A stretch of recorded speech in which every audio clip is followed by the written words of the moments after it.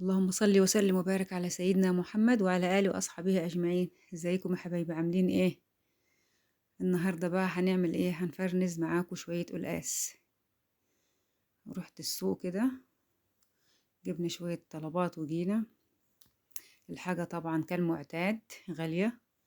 القلقاس ب25 جنيه، والبسلة ب25 و30 على حسب. انا بقى بجيب القلقاس واقشره، وبعد ما اقشره اروح ايه بقى تحت الحوض قبل ما اقطعه علشان يا حبايبي بيبقى مليان طينه. يعني انا ايدي بتبقى مليانه انا وماسكاه كده، فباجي امسحها يعني برضو مش بتبقى نظيفه. فانا بس يا دوبك كده بشطفها شطف كده تحت الحنفيه، هي وصحيحه كده. واروح جايبه بقى القماش بسرعه كده، علشان هو فيه الماده اللزجه بتاعته دي، ما ينفعش يتغسل. فبسرعة كده واروح ايه جايباها على القماشتين بقى، قماشة حطها قدامي كده وقماشة جنب مني حاطة ايه، حاطة القلقاس كله عليها، بلحق انشفه بسرعة بقى كده. طالما ما اتفتحتش خلاص، يعني ما فيهاش اي حاجة، تبقى كويسة. طالما مقفولة اتغسلت هي ومقفولة. وجبت ايه بقى، ما جبتش بسلة كتير بصراحة، يعني جبت هما 2 كيلو بس. هبدأ بقى كل ما انزل اجيب لي كيلو، اجيب 2 كيلو اللي اقدر عليه، علشان الحاجة غالية زي ما انتوا عارفين. بس القلقاس خلاص كده الحمد لله جبتهم كلهم مرة واحدة. القلقاس هو يا دوبك تشيليه في شهر 2، لو عدى عليه شهر 2 يعني مش بيبقى حلو في التخزين. لكن بعد شهر 2 لو بتجيبيه عادي كيلو ولا نص كيلو عايزة تطبخيه عادي يعني. بس في شهر 2 أنا باحب أجيب الحاجة أشيلها يعني. شهر 2 بتبقى فيه الحاجة حلوة. كنت عبيت بقى، كنت جايبة اللهم صل وسلم وبارك عليك يا حبيبي يا رسول الله.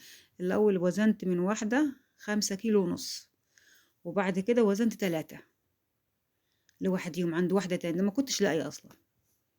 يعني عندي سوق الجمعة ما كنتش لاقية فيه بصراحة. يا دوبك لقيت دول بس كده، قلت أنا كل سوق بقى إيه أروح أقول المرة الجاية فمش هينفع. فجبتهم وقطعتهم الحمد لله أهو. وعملوا معايا 10 أكياس يعني.